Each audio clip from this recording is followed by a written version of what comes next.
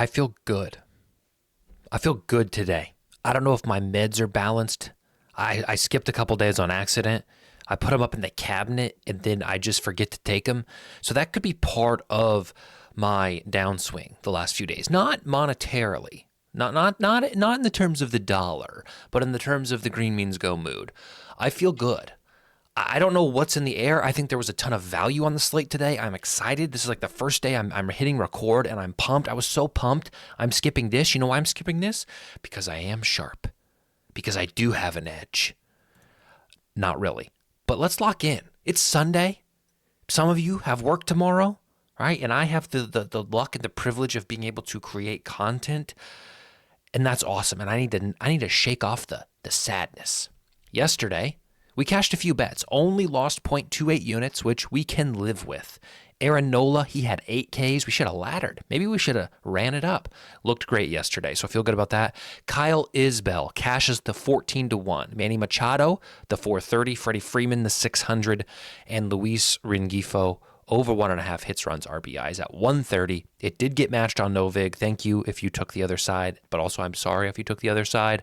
So we won that. So the purple prop plays did kind of carry us a little bit yesterday, but that's okay. We hit some good shots. The Kyle Isbell is great. And again, I feel really darn good about today. If you want to sign up for Novig, do it. We're far away from that $100, guys. We got 4 signups. So I'm done hounding you guys about it. It's clear where you guys stand on the Novig problem. Here's our slate today. A lot of neutral, couple not so great, and then a couple decent. You see there are about 5 to 6 rain out risks.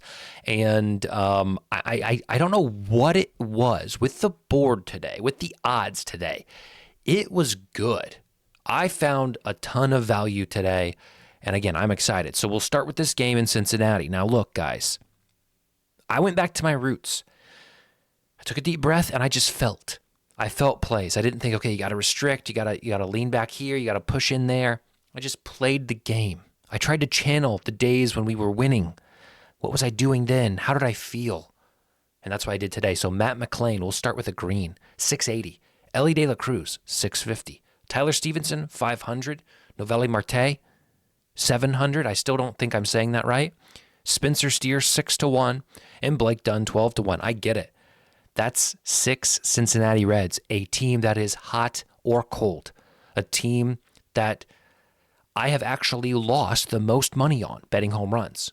I sent my spreadsheet to Austin Wheels. He's in the comments often. He said, I want to look at your data. I want to help you out. And so I sent him my spreadsheet, and he said, the team that you bet the most and lose the most on is the Cincinnati Reds. Well, by golly, Austin, we're letting it rip today. 2 of these guys hit. We profit. 1 of them hits, we dang near break even. So let's go long in Cincinnati. Luis Garcia, Nathaniel Lowe are the only plays for Washington. Baltimore and Kansas City is your next game. Some optimism here. Cedric Mullins, Ryan O'Hearn for Baltimore. For Kansas City, Jonathan India, Bobby Witt, and Salvador Perez.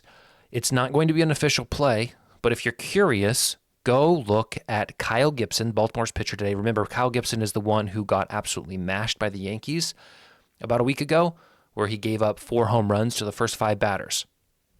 Jonathan India has 10 at-bats against Kyle Gibson.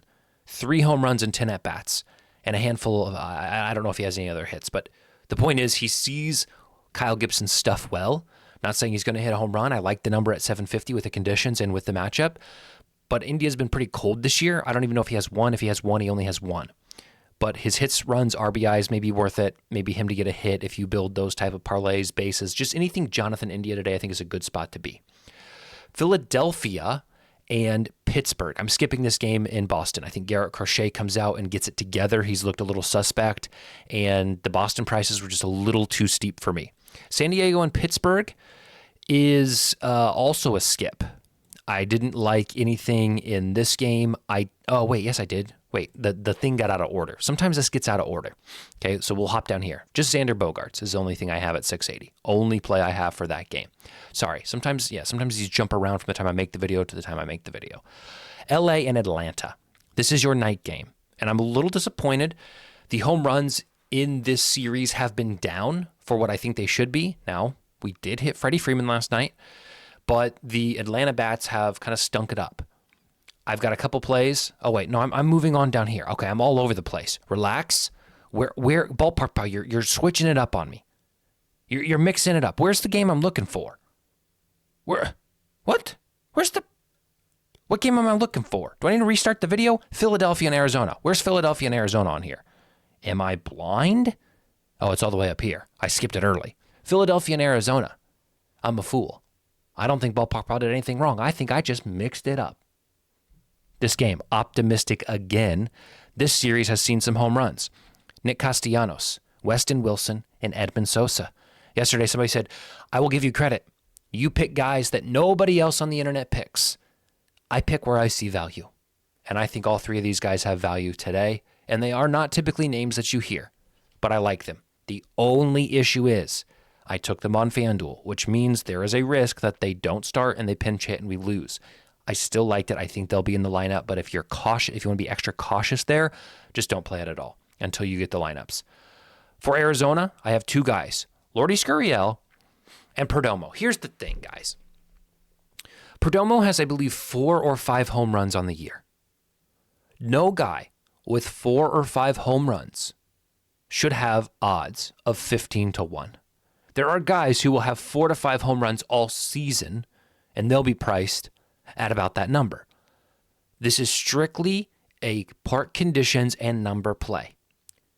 If you give me a blind player profile and you say, I'm going to give you a guy who's hit 5 home runs this year in a park that is small, where the wind is blowing out, against a pitcher making his debut in Ranger Suarez. Now, he did play last year, and he was good last year, but his debut this year in Ranger Suarez, in good conditions, a guy who has 5, a small ballpark, and you're giving him to me at 15-1? We should probably play this for 0.25 units. We're not going to. We'll stick to it, but I think it's a really, really good value spot. Not saying he's going to hit one. It's just tremendous value. If you give me this situation 15 times, I feel pretty darn good that Perdomo hits one during those 15 times. And remember, we're playing the long game in this series. Like I said, Xander Bogaerts.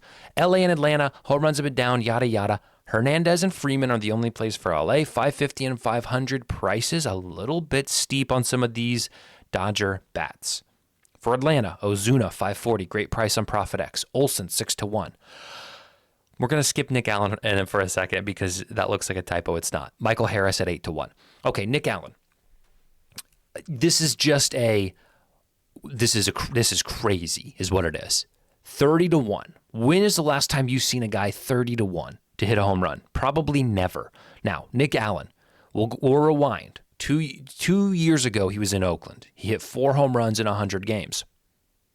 That price looks good if you give me those odds, right? Now, obviously, there's conditions and pitching matchups and things that matter. But just if we blindly take his home runs per game, that price is EV. I'm not saying that that's accurate, and I would actually challenge myself and say it's inaccurate because he could be playing in Colorado where the ball travels further, or Cincinnati, right? But Atlanta's not a horrible park. So 3 years ago, same thing. About 4 home runs in 104 games. So he doesn't always get the start. He may not start tonight.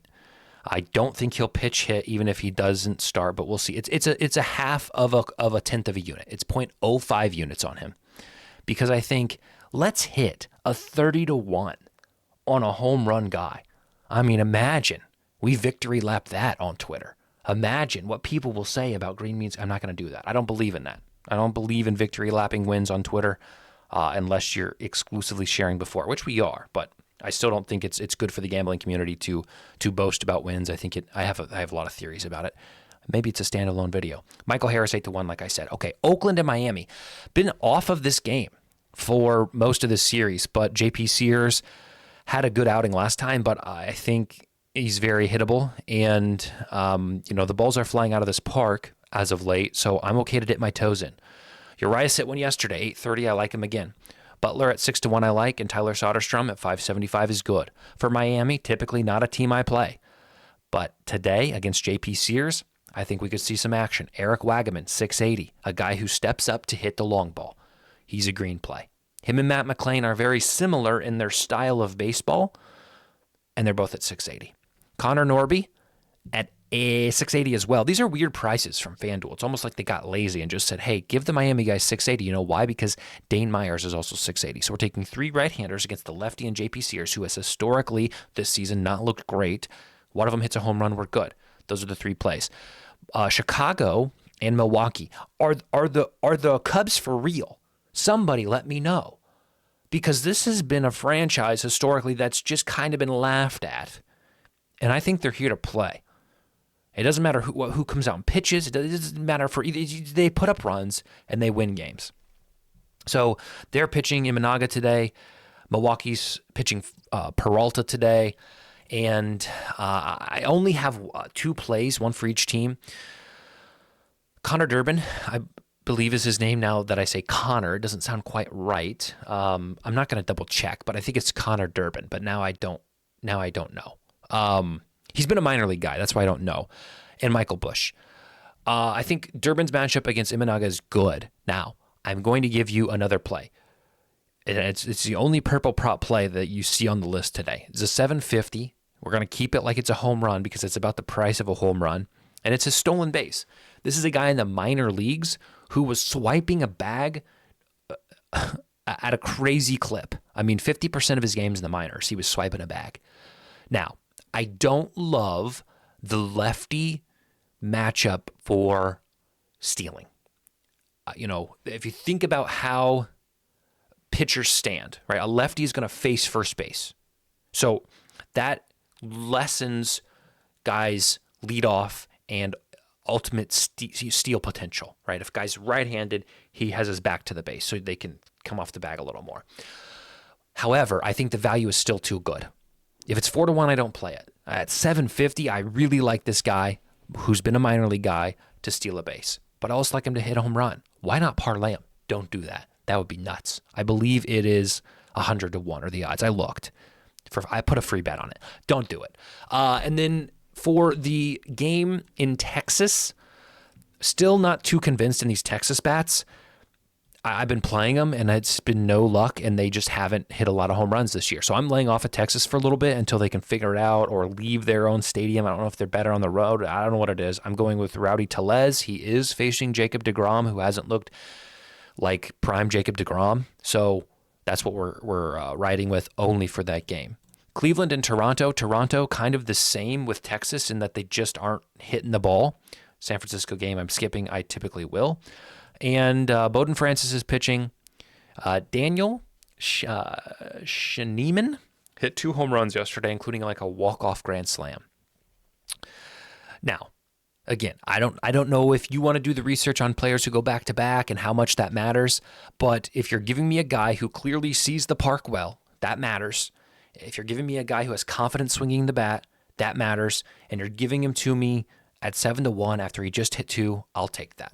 Stephen Kwan, I'll always take Stephen Kwan.